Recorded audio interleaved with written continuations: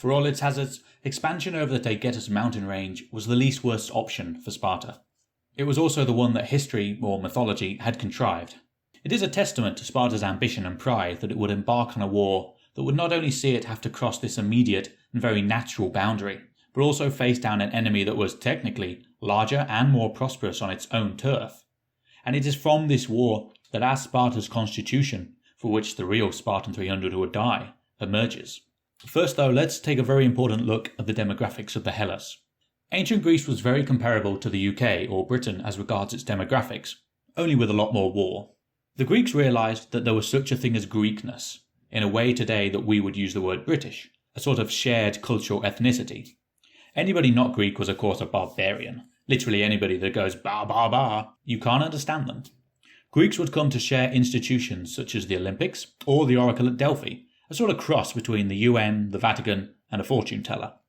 And just as the British are divided into 4 nations, so too the Hellens were into 4 ethno-cultural groups. And each ethnic group had its own history, whether that was real or concocted.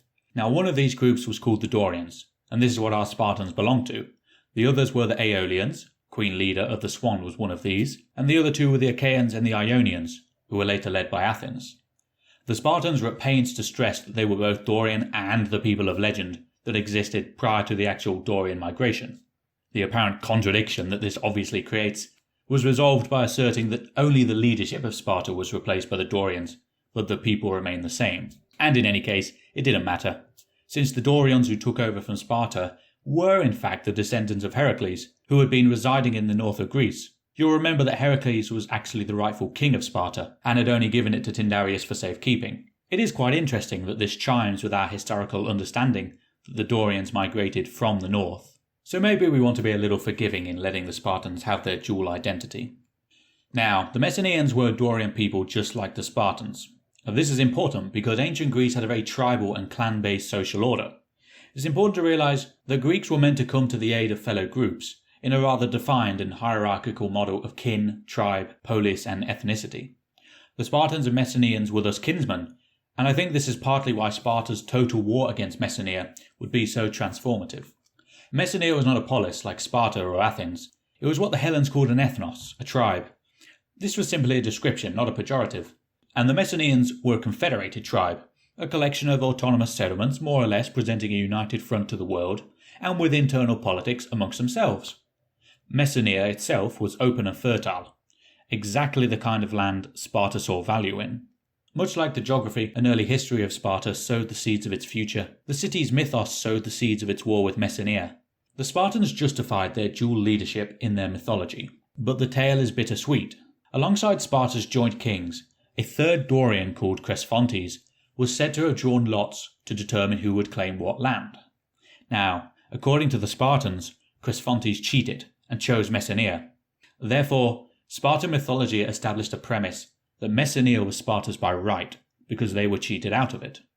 Well, as the tale goes, this Cresphontes would try too hard to force his Dorian overlordship over Messenia, which contained a native Achaean population, and for his troubles he was killed. At this point, Sparta behaves as any normal polis would. They come to the aid of their Dorian kinsmen, and likely would have expected a little influence in return. Aware of the potential for ethnic war in their own kingdom if the latent Achaeans became emboldened, Sparta marches into Messenia, restores Cresphontes' son, called Apitus, to power. As far as the Spartans are concerned then, a job well done. But Apitus had his own ideas, and he decided that the best way to keep his rule was to go native with the Achaeans. Now we all know today how insidious and degenerative it is for a society when a leader or a party campaign on one particular set of values and then once in power enact a whole different kind. Well, it was no different in this ancient period. The Spartans felt betrayed, hoodwinked, and indeed worried about isolation and sticking up for their Dorian values. Fast forward a little and we get our precursor to war. The facts, or at least agreed elements of the story, are that a Spartan king called Teleclus, who had not only been engaged in the conquest of Lacedaemonia, but also establishing colonies in Messenia, travelled to a joint temple on the Spartan-Messenian border, and with a group of young women finds it already occupied with some of Messenia's important youths. What a happy coincidence. Well, if you believe the Spartan version of events, the drunk Messenian men proceeded to have their way with the maidens, and in the process the king is killed, and the women later go on to commit suicide. If you believe the Messenian version, the women were in fact disguised young men brought to assassinate the Messenians, and thus they fought back and killed them. What happens is ultimately unknown, but the case against the Spartans is suggestive, although certainly not concrete. Culturally and historically they have a reason to hate Messenia. King Teleclus himself was an expansionist, and it is convenient that in the Spartan version all of the Spartan witnesses end up dead. Murdering a Spartan king would also strike, I think, anybody as immediate grounds for declaring war, so it is curious that war does not happen, and Sparta spent a generation perhaps rewriting its own history. In any case, Sparta does get its catalyst. A Laconian steals some cattle owned by a Messenian, and when the Messenian sends his son to get the money, the Laconian kills him. He then flees to Sparta, and Sparta is reluctant to extradite one of its own citizens. Perhaps even more so, in fact, since they were perioiki, and Sparta would have wanted to show that it would defend those it subjugated, for otherwise what is the point of accepting Sparta as overlord? Now this lone Messenian reacts by declaring all of the kingdom accessories to his son's murder, and he begins killing any wandering Laconians as revenge. The Messenians themselves respond by trying to advocate further for diplomacy, but the Spartans begin secretly preparing for war. Meanwhile, Messenia breaks down into factional strife. In the later mid-8th century, traditionally 743 BC, Sparta invaded Messenia. The war would turn out to be extremely bitter, and at a minimum of 20 years would far exceed the war against Troy. It would not only demonstrate the Spartan mindset, but ingrain the ideals of Sparta so deeply that they became the norm. Let's look at a few ways that this happened as we discuss the events of the war. The war starts with Sparta launching a surprise attack against the Messenian town of Amphia. Now, an unannounced attack has the same immoral implications then as it does now, just as at Pearl Harbor. But it's even worse because Sparta massacres the entire population of the town to secure their position.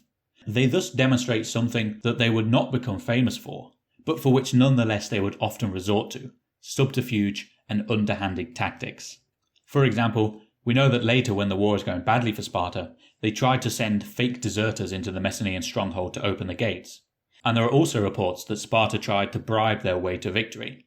This certainly makes sense. After all, Sparta had secured some neutrality from some of the southern Messenian settlements prior to invading, and also given the confederate nature of Messenia, it makes sense that Sparta would try to pry the factions apart in its war effort. Hence, despite their reputation for being forthright, the Spartans demonstrated that above all else the highest virtue was to defend Sparta at all costs. And indeed, when you think about it, only such a radical state could create the kind of mono-military society that Sparta would become. If we look at Sparta's culture inherited from Troy and other legend, Sparta believed in its just war theory. It certainly helped that in the Iliad, which really is a kind of foundational text for later Greek religion and culture, where Homer lists ships by their commander, and the Messenian ships are very clearly under the leadership of a Laconian. It is possible then that even for self-deluded reasons, Sparta did believe that it was they who were under attack once again, and it was they who were cheated and mistreated. You could even liken the war to a Spartan crusade, quite literally a holy war to reclaim what was rightfully theirs.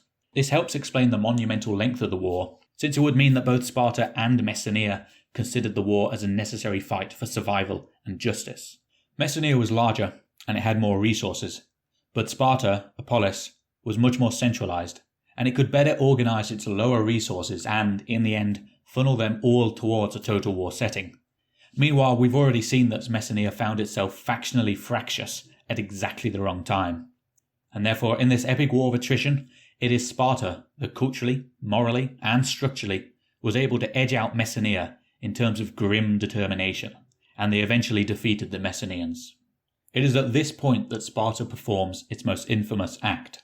But it is also much more than that. This is the moment that Sparta decides its own fate and enslaves itself forever by its own barbarity. They enslaved what was left of the Messenian population en masse, just as they did to the population of Helos, and they create an entire class of helots. These are serfs and slaves to work the land of Sparta, and any land that wasn't under direct Spartan control had 50% of its produce taxed, although that's just a polite word for seized. Why did this determine Sparta's destiny then? Well, despite their victory, this monumental war takes a catastrophic toll on Sparta. In fact, it is so catastrophic that the Sparta that enters the war dies with it, and a new one emerges from the other side. A catalogue of different facts and effects would now combine to create the first half of the Spartan state that would go on to produce the 300 of Thermopylae. The Spartans might have enslaved the Messenians, but they didn't realise that they had just enslaved themselves to a way of life that would not only die only when Sparta itself did, but which was fundamental to that death.